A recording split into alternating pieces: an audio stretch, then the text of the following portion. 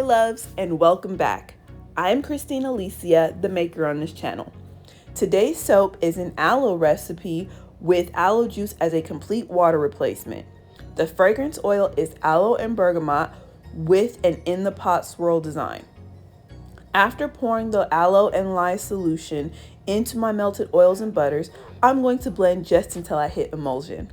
While I continue to work with the soap batter, I just want to chat with you guys about a couple of things. The first thing is, I recently got a comment on one of my previous videos stating that the reason why I don't receive views and likes is because I won't share my soap recipe.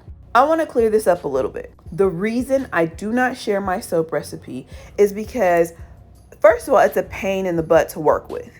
It's a beautiful recipe, very luxurious bubbles, a nice creamy feel, good slip, the whole nine.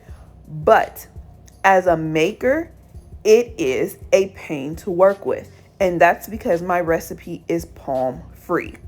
So the bar is softer. Now, I'm not going to give you a recipe that I myself haven't completely mastered, even if the last thing that I need to master when it comes to it is taking it out of the mold. Because even now, there is no soap loaf that I've ever made that does not either become smushed or dented or something when I unmold it. And it does not matter the mold that I use. So because of this, I will not be sharing this recipe. Also, a couple of my recipes contain some sort of milk in them. And if you've never worked with any type of milk or honey or sugar or anything in your soap, you need to be very careful because it can cause the soap to the sugar can cause the soap to heat up, which can also cause the soap to accelerate.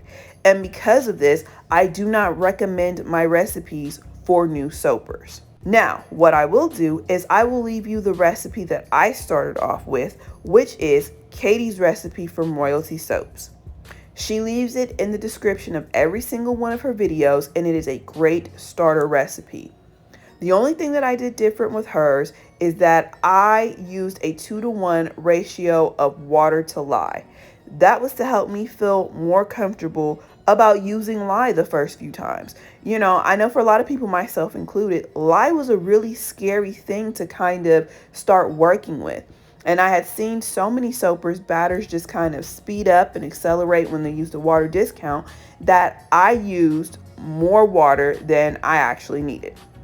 These days, I do use a water discount when I'm soaping, but that's because I've made several batches of soap and I'm clear on how the process works and when I need to start to speed things up versus slow things down. So that's all I wanted to really talk about when it comes to my soap recipe and why I don't share it.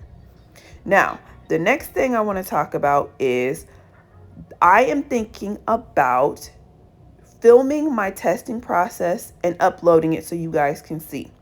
I have to test every single fragrance oil I get anyway, just because I need to know which recipe fits best with it and if I can do colors or should it be more of a natural recipe? Does it discolor? Does it rise?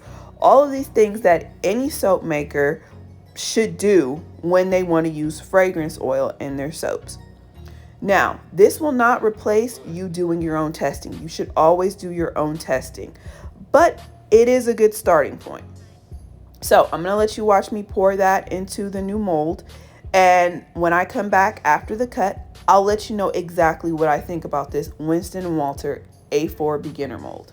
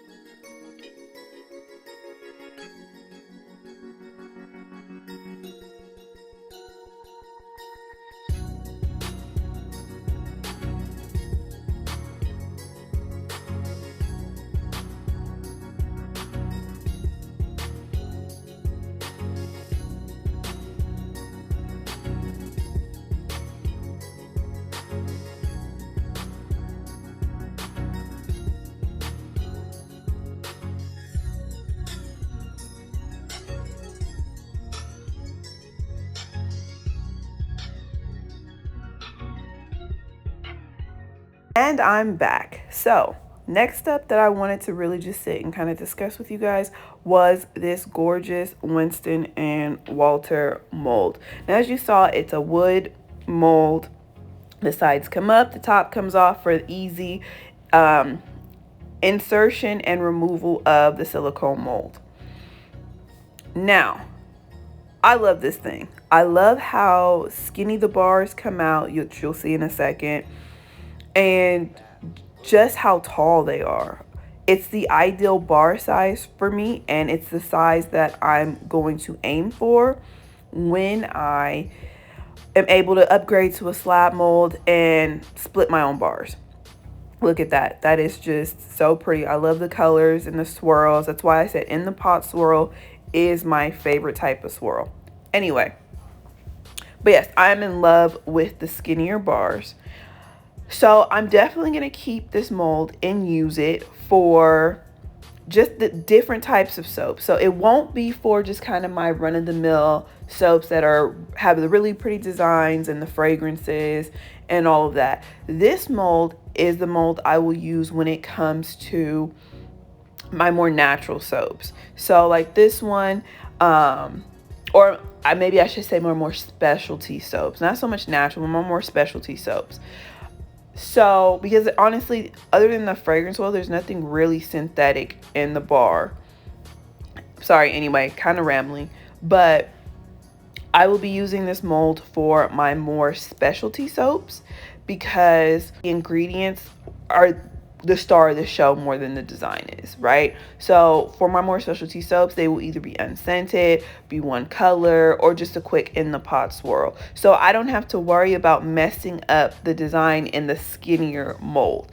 That'll change once I can upgrade to a slab. I'll be able to do more pretty things with my more specialty bars, but for now, I'm actually pretty happy with the simplicity of my specialty bar designs. The only issue that I have that you saw in the beginning was my ability to unmold it. Now, I think this problem will resolve with time more than anything because the silicone is kind of still rigid. I haven't unmolded a lot of bars and my recipe is soft. So trying to get it out without it sticking to the bottom and being careful, it's a bit of a hassle. I have to stick it in the freezer for a few minutes so that it can harden up so that I'm not completely just ruining the whole thing. It's a beautiful mold and I really like the experience that I had with the company overall, and I would recommend it. It's a wonderful product. Quick update. I will be changing my uploading schedule just a little bit. I'm poking at the algorithm, and so I really want to figure out which days are going to be best for me to upload. Not just best for likes and views, but also best for me and my schedule. So right now, while you're thinking about it, if you haven't already, go ahead and subscribe. Hit the subscribe button and the bell notification so that you'll know when I'm posting instead of just popping in on a random Thursday and there's no, kind of no video up. Last but not least, we have the question of the day.